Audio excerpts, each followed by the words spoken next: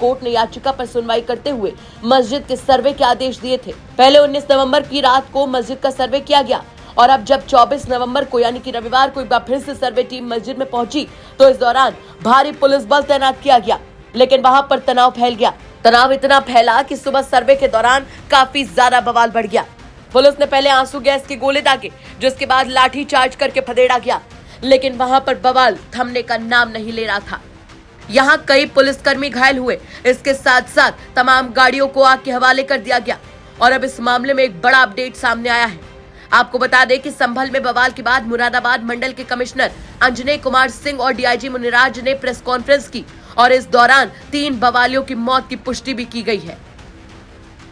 Sir, आज संभल में जो है सर जिस तरीके से जो है सर ये पूरा बवाल हुआ सर्वे के दौरान जो है सर अब जो है क्या कार्रवाई जो सर की जा रही है? देखिए, आज संभल में सुबह 7 बजे से लेकर 11 बजे तक जामा मस्जिद स्ट्रक्चर उसका सर्वे होना था कोर्ट के आदेश पर।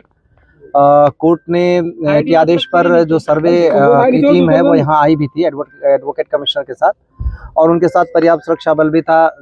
जिलाधिकारी और पुलिस अधीक्षक भी साथ ही गए थे और उन सब लोगों के साथ सर्वे करने जब टीम पहुंची, शुरुआत में सब कुछ ठीक था।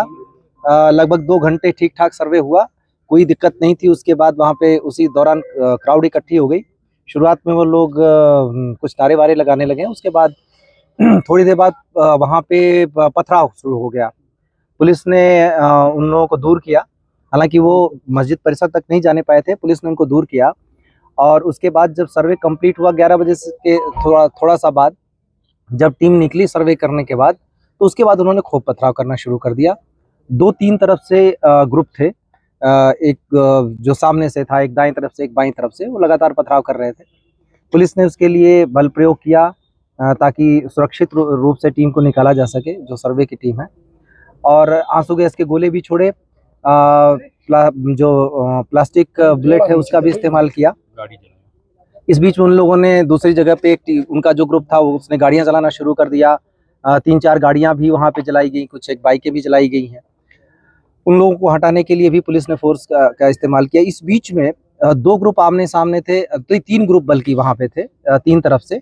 उसी बीच में गोली चली। गोली कौन से ग्रुप ने किस पे चलाई, कैसे हुआ, लेकिन उस बीच में जो गोली चली उसमें हमारे पुलिस अधीक्षक हैं, उनके पीआरओ के पैर में गोली लगी। एक डिप्टी कलेक्टर का पैर फ्रैक्चर हो गया उसी हंगामे में। एक सीओ साहब के भी छर्रे लगे हैं और करीब कांस्टेबल के सिर में गंभीर चोट आई है। और इस गोलीबारी में जहां तक अभी तक कंफर्म हुआ उसके हिसाब से 3 लोगों की मृत्यु भी हुई है। उन 3 लोगों के नाम है नईम जो कोटकरवी से है, बिलाल जो सराय तरीन से है, और नुमान जो हयातनगर सराय तरीन से है। इन तीनों लोगों के अब पोस्टमार्टम की हम तैयारी कर रहे हैं और जो स्थिति है अभी वो फिलहाल कंट्रोल में है। बीच बीच में जो वो ग्रुप था वो कुछ लोग घूम के चले गए दूसरी तरफ नखासा की तरफ, और वहाँ पर मैं और डीआईजी साहब मौजूद थे। वहाँ पे भी पथराव किया गया। हम लोगों ने उस भीड़ को खदेड़ा। बाद में एसपी और डीएम साहब भी आ गए थे। उस पथराव घटना में हमारी कोशिश रही कि उनमें से कुछ को पकड़ा जाए, और पकड़ा भी गया।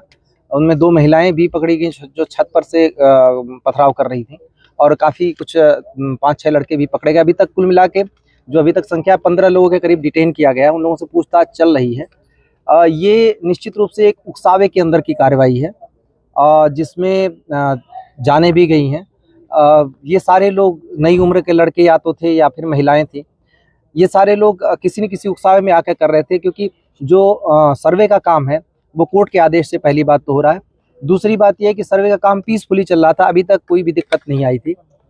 तीसरी चीज़ ये है कि सर्वे में कोई ऐसी चीज़ नहीं की जा रही है जिससे मस्जिद के स्ट्रक्चर को उसके साथ छेड़छाड़ की जाए, बल्कि आज जो पथराव हुआ उसमें मस्जिद के ऊपर पत्थर जरूर चलाए गए, क्योंकि वहाँ पे टीमें थी तो मस्जिद पे भी पत्थर चलाए गए। मुझे नहीं पता मस्जिद को नुकसान हुआ या नहीं, लेकिन खूब जम के मस्जिद पर भी पथराव हुए, जो एक तरीके से देखें तो ये उनके धर्म के हिसाब से भी गलत है।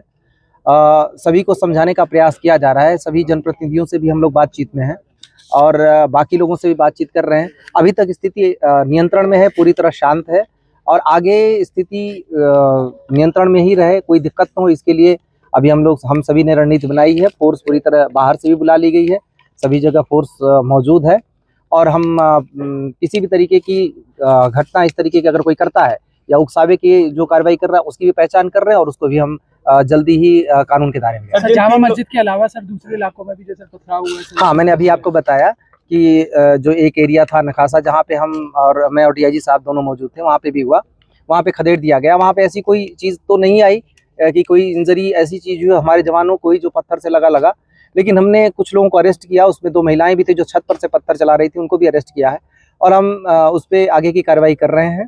जो इसमें जितने भी चीज़ें हैं सबकी एनालिसिस हो रही है, उस पर हम आगे की कार्रवाई करेंगे। लोगों से अपील लगातार की जा रही है, पुलिस अधीक्षक ने भी अपील की, जिलाधिकारी ने भी अपील की, हम दोनों मेरे और डीआईजी साहब के द्वारा भी लगातार अपील की गई है कि किसी के बहकावे में आके इस तरीके की हरकतें न करें। इससे जीवन को खतरा तो है ही है, शहर के अमन को भी खतरा है और सबसे बड़ी बात है कि इसमें से कई लोगों का भविष्य बर्बाद हो जाएगा। तो बेहतर हो कि कोर्ट की कार्रवाई कोर्ट के थ्रू जरिए ही रहे।